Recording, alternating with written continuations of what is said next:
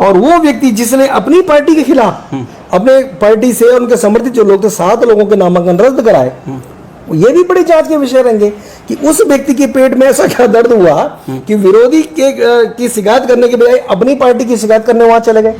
Bharatiya Janata party के लोग अभी इस कोशिश में लगे हैं कि राजेंद्र भंडारी की पत्नी का नामांकन खारिज हो जाए, राजेंद्र भंडारी की पत्नी घर बैठ जाए, और जिस प्रकार से सोना सजवाण से लेकर नीलम बिष्ट और तमाम लोगों के एक से अधिक जगह जिस अंदाज में कल कोर्ट में इनको कहा गया कि भाई आप अपनी मर्जी से कोई गलत काम नहीं करेंगे, तो निश्चित रूप से आने वाले समय में मेरे को लगता है कि कोर्ट में ही इन लोगों को दोबारा खड़ा होना पड़ेगा। तो मेरा मानना है कि ये जो अभी पंचायत चुनाव आप देख रहे हैं, ये निश्चित रूप से 2027 का सेमीफाइनल होने जा रहा है, और इस चुनाव में जो बढ़त लेगा तो निश्चित रूप में 2027 में वो जो है फ्रंट फुट पर खेलेगा। दोस्तों नमस्कार। उत्तराखंड में पंचायत चुनाव का सियासी बिगुल बज चुका है, चुनाव चिन्ह आवंटित हो चुके हैं और ऐसे में तमाम प्रत्याशी अपना भाग्य आजमाने के लिए बेकरार हैं। पंचायत चुनाव आते ही डेट पर डेट और निर्वाचन आयोग के होमवर्क पर भी सवाल उठ रहे हैं। गजेंद्र राउत जी, कैसे आप देख रहे हैं निर्वाचन आयोग कटघरे में?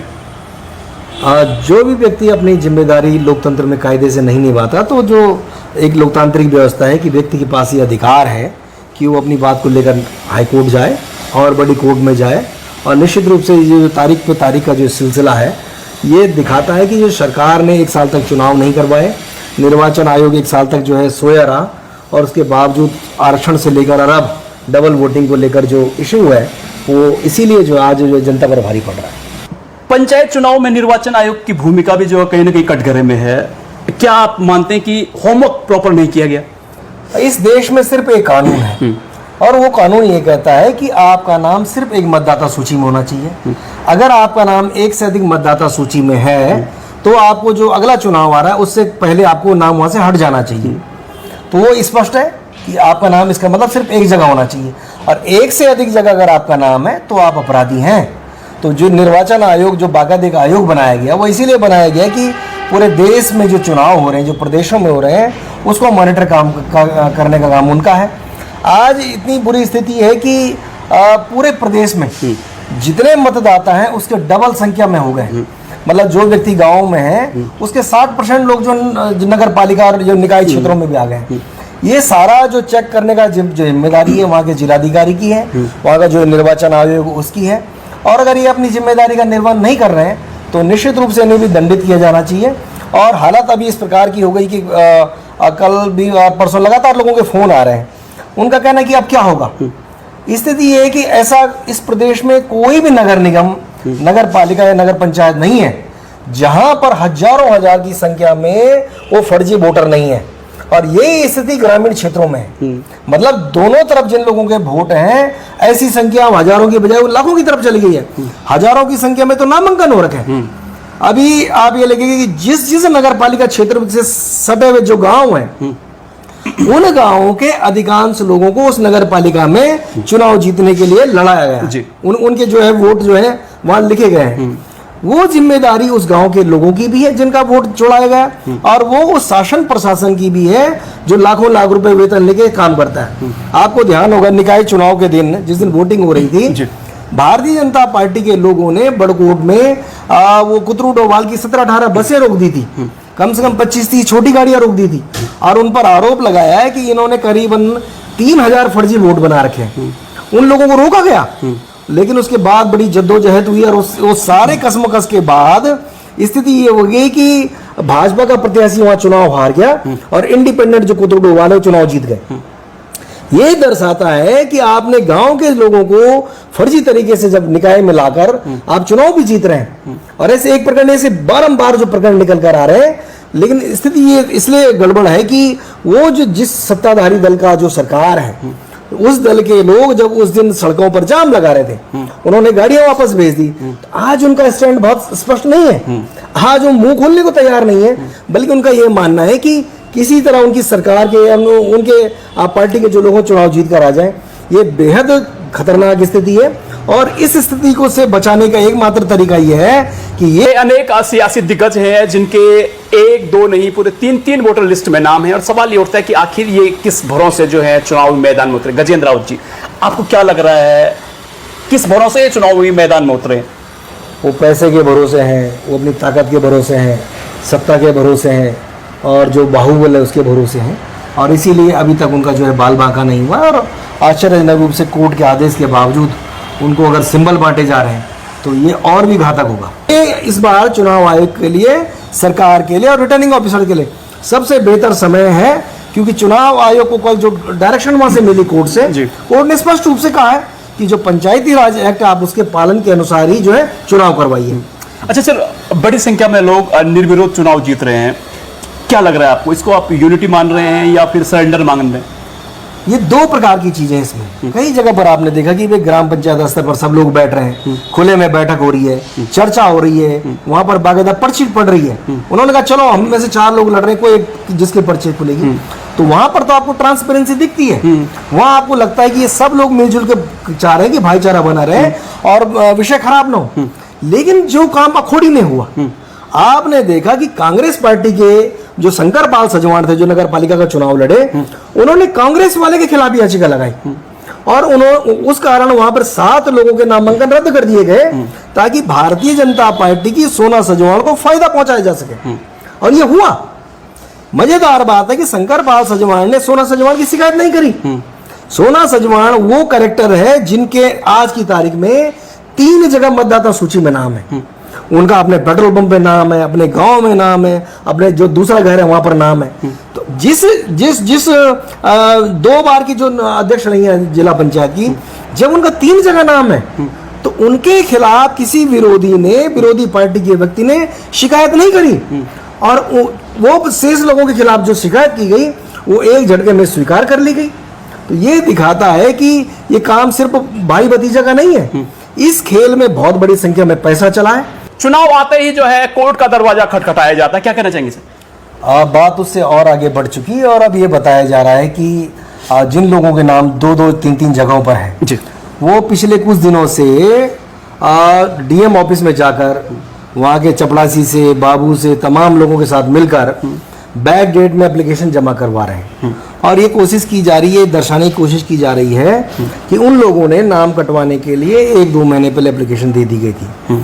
इस मसले की गंभीरता से जांच होनी चाहिए और जो लोग इस प्रकार के कृत्य कर रहे हैं वो कौन-कौन से जिलों में हो रही है, उन जिलों में जो सीसीटीवी कैमरे होंगे वो बिल्कुल स्पष्ट रूप से वहाँ सब कैद होंगे।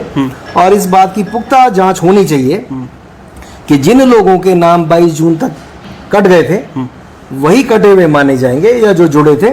इसके बाद जो अब बैक डेट का जो खेल चल रहा है, ये खेल समय रहते बंद होना चाहिए। ये इस पूरे घटनाक्रम का जो है सबसे बड़ा अपडेट है। और वो व्यक्ति जिसने अपनी पार्टी के खिलाफ, अपने पार्टी से और उनके समर्थित जो लोग थे, 7 लोगों के नामांकन रद्द कराए, ये भी बड़ी जांच के विषय रहेंगे कि उस व्यक्ति के पेट में ऐसा क्या दर्द हुआ कि विरोधी की शिकायत करने के बजाय अपनी पार्टी की शिकायत करने वहां चले गए। ये बात उन्हें भी मालूम है कि सोना सजवाण का नाम 3 जगह वोटर लिस्ट में है।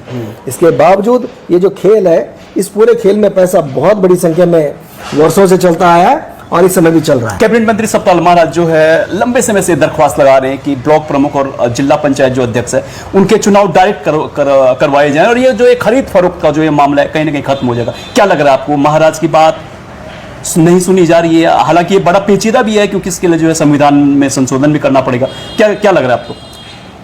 इस काम के लिए सतपाल महाराज को, क्या पुष्कर सिंह धामी को, अलाने जी, फलाने जी, किसने रोका है? जब आप कह रहे हैं कि आप सारी दुनिया के सर्वश्रेष्ठ सरकार हैं, आप कह रहे हैं कि उत्तराखंड सरकार में बनाए हुए नियम कानूनों की जो नए कानून बन रहे हैं पूरे देश में चर्चा हो रही है, तो फिर आपको किसने रोका? अगर वो चाहते थे कि ब्लॉक प्रमुख के और जिला पंचायत अध्यक्ष के चुनाव डायरेक्ट हो, तो वो क्यों नहीं उनकी पार्टी का आदमी या खुद क्यों नहीं हाउस में लेकर आए? वो संविधान संशोधन कोई चौराहे पे तो होना नहीं है। तो जिस विधानसभा के आप सदस्य हैं, जहां पर आप पिछली सरकार में भी मंत्री थे, आज भी मंत्री, आपको रोक कौन रहा है?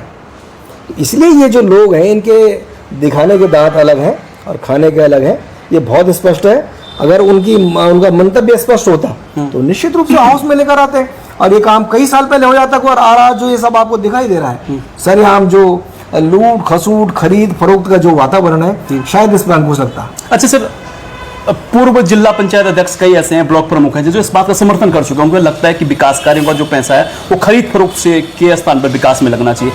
इसलिए उन्होंने भी डायरेक्ट चुनाव की बात कही। और सवाल ये भी उठता है कि महाराज ने कहा है, परंतु ये काम भी तो बड़ा पेचीदा है। इसके लिए आपको कॉन्स्टिट्यूशन में लगभग आधे राज्यों का जो है सहमति चाहिए होगी आपको लोकसभा में। ये किसने कहा कि आधे राज्यों की सहमति? जब आप बिना आधे राज्यों की सहमति के यूसीसी ला सकते हैं, आप किस राज्य के पास गए यूसीसी को लाने के लिए? आपने लाए नहीं कि आपको एक नई व्यवस्था है लागू करनी है। अब आप कहेंगे नहीं साहब, बाकी राज्य हमारी बात नहीं मान रहे, उत्तर प्रदेश नहीं मान रहा, बिहार बंगाल कोई नहीं मान रहा। आप अपने यहाँ से अगर पहल करेंगे तभी तो दूसरे राज्य में जाएंगे आप बात करने के लिए। जब आपने यहाँ कोई प्रस्ताव बनाया ही नहीं, कोई लिखा ही नहीं, कोई बात आई नहीं, कोई बात उस हाउस में आई ही नहीं है, उसमें चर्चा नहीं हुई, तभी तो दूसरी जगह आप लेकर जाओगे उसको। तो ये बात मैंने कही ना कि ये सरासर झूठ है, और ये मूर्ख बनाने के जो इनका चल रहा है इन लोगों का, ये उसका एक बहुत छोटा उदाहरण है। ये जो सारा घटनाक्रम इस चुनाव को लेकर है, ये इस चुनाव को लेकर इस उत्तराखंड की जो छिछाले दर हुई है और जो पहले दिन से चल रही है कि भाई ये इतिहास बन गया है कि ऐसा कौन सा चुनाव था जिसमें दो बार जो है स्थगित चुनाव कराना पड़ा। आपने पहले आरक्षण को लेकर स्टे लेकर आए, फिर आप परसों लेकर आ गए कि भाई अब हम अगले दिन तक सिंबल नहीं बांटने वाले। अब उस सिंबल को लेकर एक और सदर आपके लिए हो गया कि किसको बांटना किसको नहीं बांटना। अगर उनको बांटते तो आप जो है फिर कंटेम्प्ट आपके ऊपर लगने वाली है। तो सरकार है और चुनाव आयोग है, इनकी पूरी कोशिश इस बात को लेकर है कि किसी तरह से चुनाव को जीता जाए, और उस जीतने को लेकर ही जो है नियम कायदे कानून और जो परंपराएं हैं उनसे ऊपर जाकर ये सब काम किया जा रहा है। और जिस अंदाज में कल कोर्ट में इनको कहा गया कि भाई आप अपनी मर्जी से कोई गलत काम नहीं करेंगे, तो निश्चित रूप से आने वाले समय में मेरे को लगता है कि कोर्ट में ही इन लोगों को दोबारा खड़ा होना पड़ेगा। अच्छा सर, इस बार विपक्ष को आप कितना मजबूत पा रहे हैं पंचायती चुनाव में? क्या लग रहा है कि विपक्ष इस बार टक्कर देगा?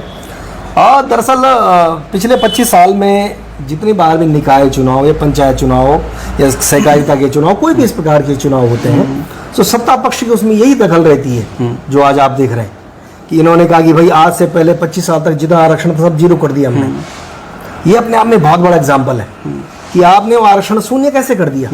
अब सपोज कीजिए कि ये सरकार अब 2 साल 1.5 साल इसके बच गए, इसके बाद जब अगला पंचायत चुनाव होगा, बाई द वे इनकी सरकार नहीं रहती है, कोई दूसरी सरकार आती है, वो भी कह देगा कि हमने भी आरक्षण जीरो कर दिया। तो इसका मतलब आप उन्हीं उदाहरण पे आ जाएंगे वापस कि टिहरी में, चंपावत में, ऐसे बहुत सारे जिले हैं इस स्टेट के भीतर जहां आज तक अनुसूचित जाति जनजाति के व्यक्ति को चुनाव लड़ने का अवसर इसलिए नहीं मिला क्योंकि वो आपका आरक्षण रोटेट नहीं किया। अब आप आरक्षण ही रोटेट नहीं करेगा तो आप कौन से कानून की बात करते हैं? तो सवाल वही है कि अगर आप इसी प्रकार से ये सोचते चलेंगे कि आज सत्ता है, सत्ता की ताकत है, पैसे की ताकत है, पुलिस है, प्रशासन है, चुनाव आयोग आपके कब्जे में है, कोई आपके सामने कोर्ट में खड़ा नहीं हो पा रहा है। ये पूरा प्रकरण भी जो आपने कल देखा कि ये डबल जो वोटर वाला है, ये भी कांग्रेस पार्टी लेकर नहीं गई है, जो अपने को मुख्य विपक्षी दल कहती है, वो तो नहीं गई लेकर। एक सामान्य रूप से एक सत्य वर्तवाल है वो लेकर गए, वो आज भी उसमें जो है कोर्ट में लड़ रहे हैं। तो जो विपक्ष का जो रोल है वो पहले दिन से संदेहास्पद है, और ऐसा नहीं कि ये सब चीजें खत्म हो जाती हैं इससे। आपने देखा कि जब पिछला पंचायत चुनाव था उस समय भी बीजेपी की सरकार थी, लेकिन 2 जिला पंचायत अध्यक्ष तो कांग्रेस पार्टी के जीत कर आ गए उनके, चमोली और अल्मोड़ा जिले में। उत्तरकाशी में बीजेपी का आदमी और टिक नहीं पाया। तो सवाल ये नहीं कि आज सत्ता है तो सब कुछ ऐसे हो जाएगा, ये सारा खेल पैसे का है।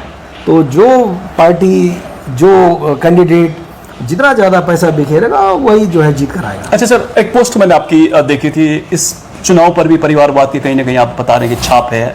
क्या कहना चाहेंगे? वास्तव में खुद को ही प्रमोट करने की तैयारी है, अपने बच्चों को प्रमोट करने की तैयारी चल रही है? ये तैयारी तब तक चलती रहेगी और वर्षों से चल रही है। ये परिवारवाद का सवाल तो आपके मन में इसलिए आया होगा कि आप पिछले 10-12 साल से प्रधानमंत्री मोदी से लेकर महेंद्र भट्ट तक और पुष्कर सिंह धामी से लेके और दूसरे हरीश धामी तक सब लोगों के बीच में सुन रहे होंगे परिवारवाद में बहुत सारी बातें आ रही है, चर्चाएं हो रही है। इन सवालों को उठाने वाले लोग कौन है जो दूसरों को गरिया रहे हैं कि परिवारवाद हो रहा है?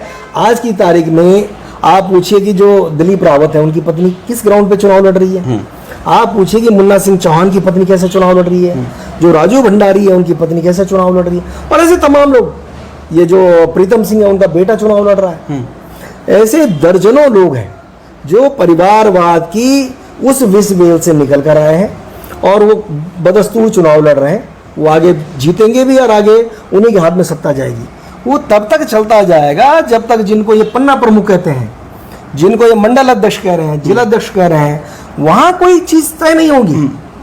भाई ऐसा कौन सा मंडल अध्यक्ष था, कौन सा जिला अध्यक्ष था, कौन सा व्यक्ति था जिसने कहा कि हाँ इन विधायकों की बीवियों को टिकट दो? ये तो किसी ने नहीं कहा होगा। उसने तो यही कहा होगा कि भाई जो हमारा कार्यकर्ता है, जो दरी बिछा रहा है, जो पर्चे पोस्टर लगा रहा है, उसको टिकट दीजिए आप। उसको तो आपने नहीं दिया।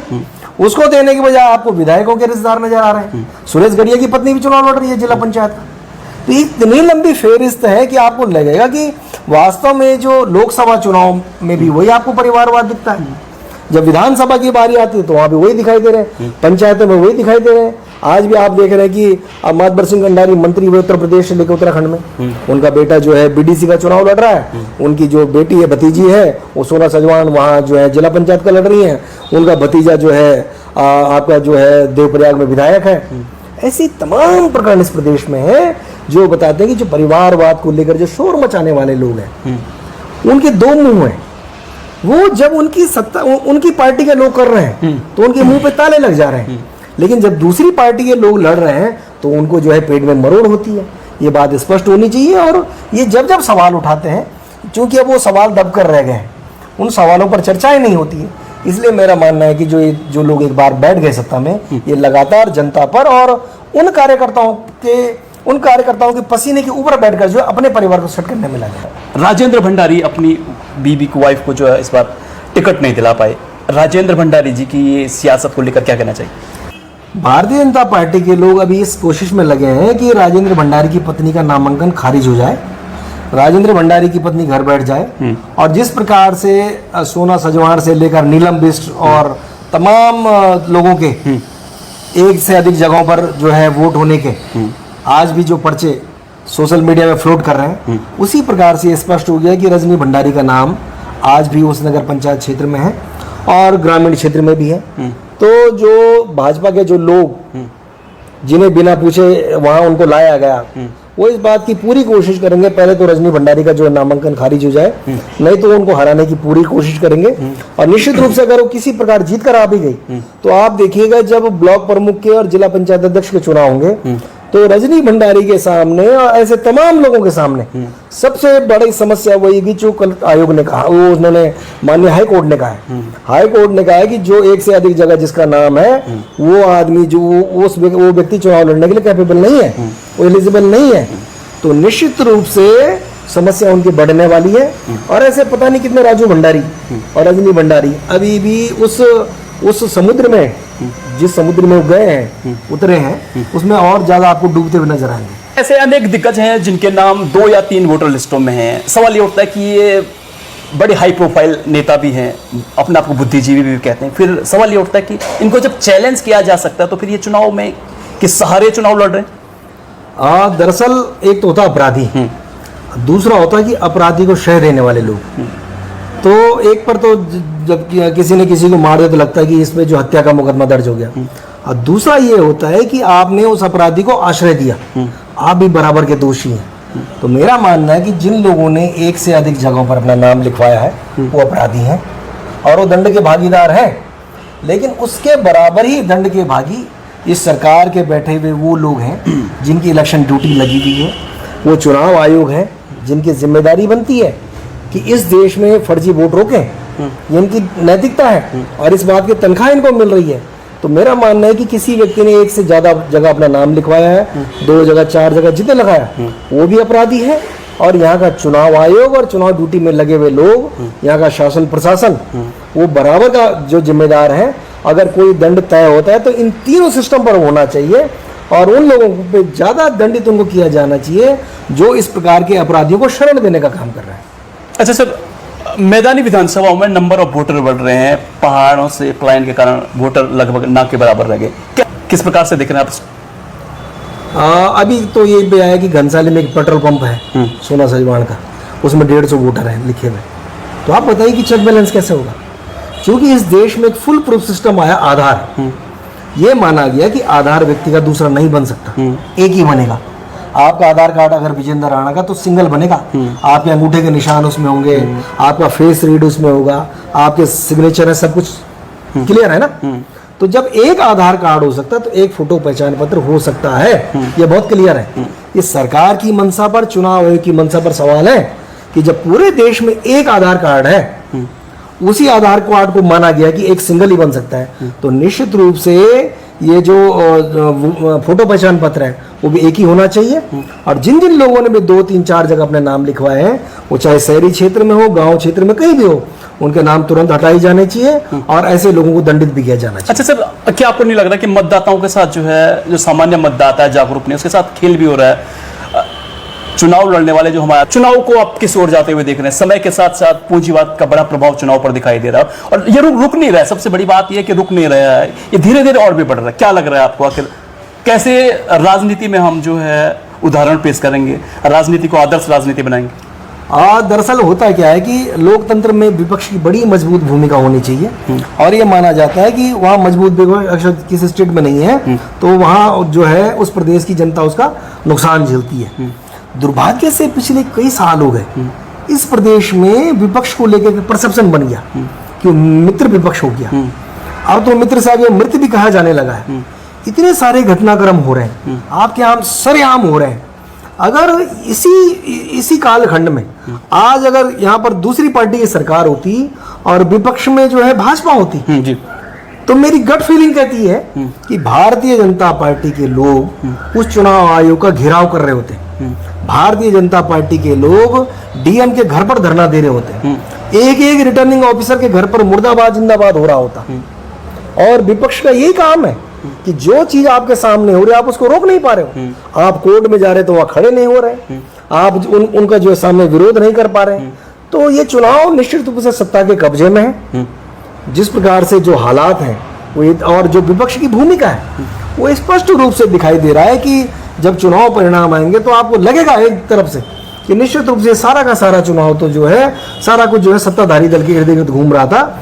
और जो विपक्ष के लोग, जो बिखरे हुए लोग हैं, जिनके मुंह से आज पुष्कर सिंह धामी शब्द नहीं निकलता है, जिनके मुंह से निर्वाचन आयोग को लेकर शब्द नहीं निकल रहा है, जो निर्वाचन आयोग के उस सचिव को गरिया नहीं पा रहे हैं कि भाई तुमने ये चिट्ठी कैसे लिख दी कि जिसका नाम एक से अधिक जगह पर वो भी चुनाव लड़े, उसकी हिम्मत कैसे होगी ऐसी चिट्ठी लिखने की? मतलब नियम, कायदे, कानून, संविधान सब उन्होंने जो है ठेंगे पर रखा हुआ है। उसके बावजूद ऐसी व्यवस्थाओं को विरोध न होना, लोग सड़क पर नहीं आ रहे हैं। तो जो विपक्ष के लोग थे, जो विपक्षी दल है, अगर वो अपनी इस जिम्मेदारी से भी भाग रहा है तो मेरा मानना है कि ये जो अभी पंचायत चुनाव आप देख रहे हैं ये निश्चित रूप से 2027 का सेमीफाइनल होने जा रहा है और इस चुनाव में जो बढ़त लेगा तो निश्चित रूप में 2027 में वो जो है फ्रंट फुट पर खेलेगा। अच्छा सर, सत्ता पक्ष से तो हमने मोहभंग सुना था, सुनने में यह है कि विपक्ष से भी मोहभंग हो रहा है। क्या लग रहा है आपको, वास्तव में विपक्ष से मोहभंग हो रहा है? अगर विपक्ष अपनी भूमिका कायदे से नहीं निभाएगा, जो ड्यूटी उन्हें दी गई है उसको पालन नहीं करेगा तो निश्चित रूप से उनसे मोहभंग भी होगा। और ये प्रयोग पहली बार नहीं हुआ है। कांग्रेस पार्टी जो मुख्य विपक्षी दल के रूप में जानी जा रही कि जिसके 19-20 विधायक हैं, उनको आप उत्तर प्रदेश में पूछ लीजिए कहाँ गई कांग्रेस पार्टी। उनसे आप पूछ लीजिए कि आपकी पार्टी की तो लगातार 15 साल तक दिल्ली में सरकार थी, पिछले 3 चुनाव से उनका एक विधायक भी नहीं जीत रहा है, लोकसभा में भी नहीं जीत रहा और कमो हुई ऐसी स्थिति पूरे देश में है। तो अगर विपक्ष अपनी जिम्मेदारियों का कायदे से निर्वहन नहीं करता है तो उस राज्य की जनता का भी उससे विमुख होना स्वाभाविक है। अगर आप जनता के सवाल पे लड़ोगे नहीं और आप सिर्फ अपने काम के लिए वहाँ मुख्यमंत्री दरबार में जा रहे हैं, मंत्रियों से काम करवाने जा रहे हैं, वहाँ के सचिवों के अपने और अपने बेटों की फाइलें करवाने जा रहे हैं, तो इससे उनका कमबैक करना बेहद मुश्किल है। और उस विपक्ष से ज्यादा ये नुकसान जनता का है, जिस जनता के जो अहम मुद्दे हैं उन मुद्दों को वहाँ जो है प्रेजेंट करने वाला विपक्ष अगर नहीं रहेगा तो निश्चित रूप में असल में लोकतंत्र के लिए सबसे घातक ये होगा। सर समय देने के लिए धन्यवाद। Thank you. तो वरिष्ठ पत्रकार गजेंद्र राव जी हमारे साथ थे, जिन्होंने बड़ी बेबाकी के साथ सारे सवालों के जवाब दिए। तो आप देखते रहेगा और जुड़ते रहेगा प्रवचन डिजिटल के साथ। धन्यवाद।